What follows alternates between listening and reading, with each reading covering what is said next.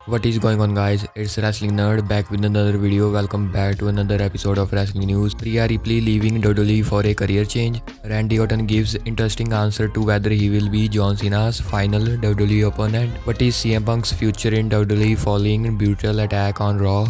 WWE's reaction to Joey Tessitore debut on Raw. Hulk Hogan officially makes a huge WWE signing announcement about new deal, future confirmed, and much more. Make sure to subscribe to Wrestling Nerd for daily wrestling news. So let's begin. तो अपनी पहली update CM Punk से जुड़ी है कि जो उनको bash in Berlin में क्लीन विन मिली थी ड्रू मैकिंटायर के अगेंस्ट, ये विन WWE वालों ने कैसी दे दी CM Punk को।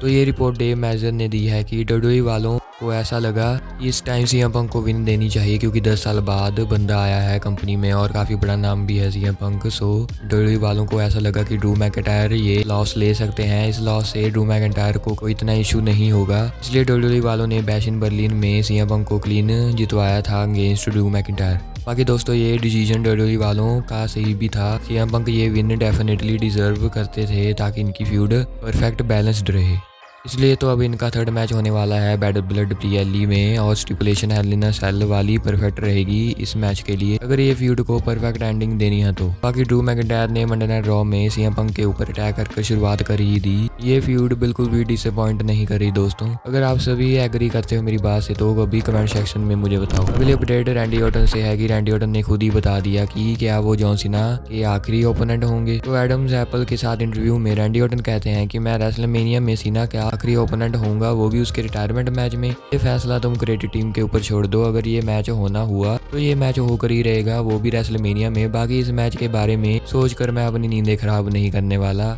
सुन ही लिया होगा आपने, रैंडी ऑर्टन ने ये डिसीजन WWE की क्रिएटिव टीम के ऊपर छोड़ दिया कि उनको फैसला लेने दो। बाकी ट्रिपल एच जॉन सीना के रिटायरमेंट टूर को लेकर कुछ बढ़िया ही करेंगे और मुझे लगता है कि जॉन सीना की भी इन्वॉल्वमेंट होगी इसमें, इनका ही रिटायरमेंट टूर है ये, तो ट्रिपल एच एक एक चीज पूछेंगे जॉन सीना से for sure. Next news is about Charlotte Flair कि आखिरकार शार्लेट फ्लेयर अपना रिटर्न कब करेंगी। तो फाइनली ये एक रिपोर्ट आ चुकी है, आप सब अपनी स्क्रीन के ऊपर ट्वीट दे सकते हैं। Charlotte Flair is expected to rejoin the SmackDown brand upon her return. He is considered likely to challenge Nia Jax in the future, with possibilities looming that it could lead to Flair versus Tiffany Stratton at an upcoming WWE PLE.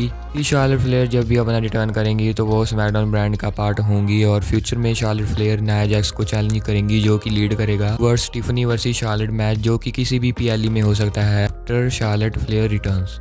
Guys अभी exact date नहीं बताई, पर शायद मैंने Twitter पर देखा था कि अक्टूबर के महीने में शार्लेट फ्लेयर अपना रिटर्न कर सकती हैं। बाकी मैं श्योर नहीं हूँ, भी अगर शार्लेट फ्लेयर से जुड़ी और भी अपडेट्स आती हैं तो मैं जरूर शेयर करूंगा। अगली अपडेट जोई टेसिटोर से है कि पिछली मंडे नाइट रॉ में इन्होंने अपना डेब्यू किया था एज ए कमेंटेटर। तो मैं आपको बताता हूँ कि WWE वालों का क्या रिएक्शन था जोई के डेब्यू को लेकर। ये रिपोर्ट फाइटफुल वालों ने दी है कि WWE वाले बहुत एक्साइटेड थे, पर जब WWE वालों ने कमेंट्री सुनी तो WWE वालों को ऐसा लगा कि अभी टाइम लगेगा जोई को सेटल होने में, बट ओवरऑल सभी का रिएक्शन पॉजिटिव था। रिया रिपली भाइयों क्या हॉलीवुड में जाने वाली है। रिया रिपली ने एडम्स एप्पल के साथ इंटरव्यू में बताया, ऐसा नहीं है कि मुझे इंटरेस्ट नहीं है, हाँ पर मेरा अभी इंटरेस्ट WWE में है। अभी मैं एक टाइम पर एक ही जगह फोकस करना चाहती हूँ, मैं अभी सिर्फ अपना ध्यान WWE में लगाना चाहती हूँ। भाई रिया रिपली ने क्लियरली मेंशन कर दिया है कि वो अपना ध्यान फिलहाल के लिए WWE में लगाना चाहती हैं, पर फ्यूचर में मुझे लगता है कि रिया रिपली अपना करियर हॉलीवुड में देखेंगी। और दोस्तों एक और बात बताई रिया रिपली ने कि उनको काफी ऑफर्स भी आए थे पर उन्होंने रिजेक्ट कर दिए। अगली न्यूज भी रिया रिपली से ही जुड़ी है। तो मंडे नाइट रॉ के बाद रिया रिपली का ट्वीट आता है, ट्वीट में लिखा हुआ था मंडे नाइट मामी यीट, और पिक्चर्स वही मंडे नाइट रॉ वाली थी।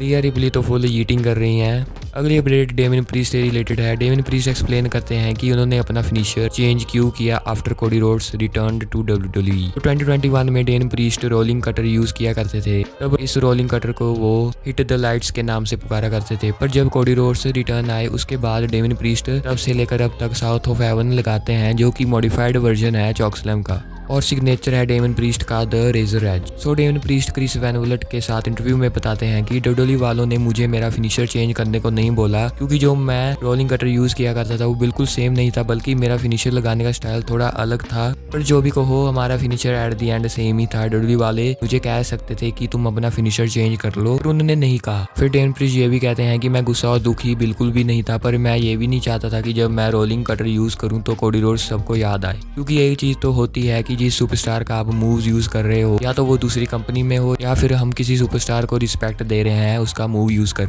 पर जिस सुपरस्टार का आप मूव यूज कर रहे हो, अगर वो सेम कंपनी में हो जिस कंपनी में आप हो, तो फिर तो चेंज करना बनता है। तो हाँ भाई, ये कहना था डेमिन का अपने पुराने फिनिशर को लेकर। बाकी मुझे तो उनका अभी वाला फिनिशर ज्यादा अच्छा लगता है, जो कि है south of haven. Hulk Hogan ने भाई न्यू डील साइन कर ली डब्ल्यूडब्ल्यूई वालों के साथ। लोगन पॉल के इंपल्सिव पॉडकास्ट पर हल्क होगन आए हुए थे, तो वहाँ हल्क होगन बताते हैं कि पहले मैं विंस मैकमैन के साथ काम किया करता था, पर अब सारी चीजें निक खान मैनेज करता है, और मैंने अभी रिसेंटली ही न्यू डील साइन की है, जो कि 5 साल तक की डील है, और मेरी ये 71 की हो जाएगी आने वाले हफ्तों में। तुमको पता ही होगा जो लाइसेंसिंग एंड मर्चेंडाइज स्टफ होता है, जैसे एम्बेसडर के एग्जांपल ले सकते हो, ऐसी ही मेरी ये डील है। और हाँ, जब भी डब्ल्यूडब्ल्यूई वालों को मेरी जरूरत होगी रेसलमेनिया के लिए, तो मुझे वो बुला सकते हैं। मुझे ये सब करना बहुत ही अच्छा लगता है। और डीसी जोन्स को भाई डब्ल्यूडब्ल्यूई वालों ने रिलीज कर दिया, और काफी सारे लोगों को कंफ्यूजन भी थी, क्योंकि अभी रिसेंटली ही उन्होंने अपना डेब्यू किया था रॉ पर एक्सेवियर वुड्स और कॉफी किंगस्टन के साथ। और दोस्तों, डीसी जोन्स के रिलीज होने के पीछे एक बड़ा रीजन था। आप सभी रेसल ऑफ्स का ट्वीट दे सकते हैं। और DC Jones has been removed from डब्ल्यूडब्ल्यूई's internal roster and as a result is gone from the company. This comes after a domestic violence allegation surfaced against Jones. और डीसी जोन्स के allegation सामने आ गए थे कि वो डोमेस्टिक वायलेंस के केस में इन्वॉल्व थे, इसीलिए डब्ल्यूडब्ल्यूई वालों ने क्विक एक्शन लिया और एकदम से डीसी जोन्स को डब्ल्यूडब्ल्यूई से छू मंतर कर दिया। मुझे समझ नहीं आता भाई, ये सुपरस्टार अपनी करियर की वाड़ खुद ही लगा लेते हैं ये पंगा कर। अपनी आज की लास्ट न्यूज एक बार फिर सीएम पंक से ही है। तो जैसे कि सीएम पंक ने मंडे नाइट रॉ में प्रोमो के वक्त बोला था कि अब वो गंथर को चैलेंज करेंगे for the world heavyweight championship, और प्रोमो एंड होने के बाद सीएम पंक जब ना उस टेबल के ऊपर चढ़कर फैंस के साथ सेलिब्रेट कर ही रहे होते हैं, तभी उन पर ड्रू मैकिंटायर अटैक कर देते हैं। पर बड़ा सवाल ये है कि जब सीएम पंक और ड्रू मैकिंटायर की फ्यूड खत्म हो जाएगी, क्या फिर सीएम पंक गंथर को चैलेंज करेंगे या नहीं? गाइस, मैं आप सभी को बता देता हूँ कि डे मेजर के अकॉर्डिंग डब्ल्यूडब्ल्यूई वाले जरूर गंथर और सीएम पंक का मैच करवाएंगे इन फ्यूचर। अभी डब्ल्यूडब्ल्यूई वाले सीएम पंक और ड्रू मैकिंटायर की फ्यूड पर फोकस कर रहे हैं, जो कि डब्ल्यूडब्ल्यूई फैंस भी काफी पसंद कर रहे हैं।